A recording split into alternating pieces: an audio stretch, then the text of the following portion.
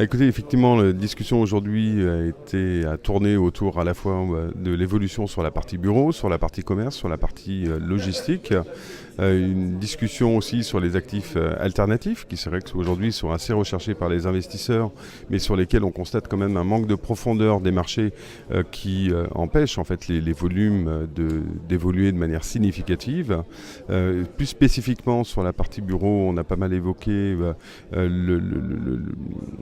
l'évolution au niveau des taux, avec ce sentiment que l'on a d'être quand même arrivé à un plancher au niveau de la baisse des taux. Là, pour les meilleurs quartiers à Paris, notamment pour le quartier central des affaires, on a probablement atteint un plancher. On devrait peut-être même éventuellement avoir une légère hausse dans les mois ou dans le semestre à venir.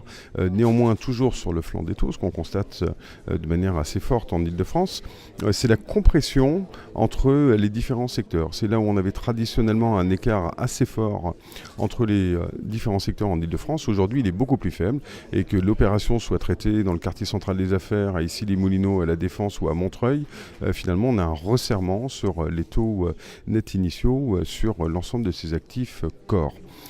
Ensuite, on a évoqué le cas particulier donc, des opérations à valeur ajoutée, avec, il est vrai, des valorisations extrêmement fortes pour les opérations à valeur ajoutée dans Paris.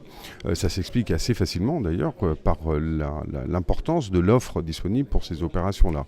Dans Paris actuellement, sur les opérations que l'on lance, en règle générale, on organise quand même à peu près une centaine de visites, c'est-à-dire qu'il y a une centaine d'acteurs qui sont susceptibles de se positionner, et cela se transcrit ensuite dans environ entre 20 et 40 offres indicatives.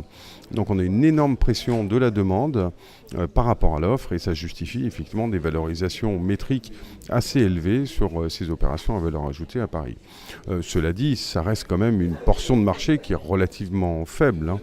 Au global, en Île-de-France, les opérations Core et Core Plus représentent encore 70% du marché, là où les opérations en valeur ajoutée et opportunistes n'en représentent que 30%.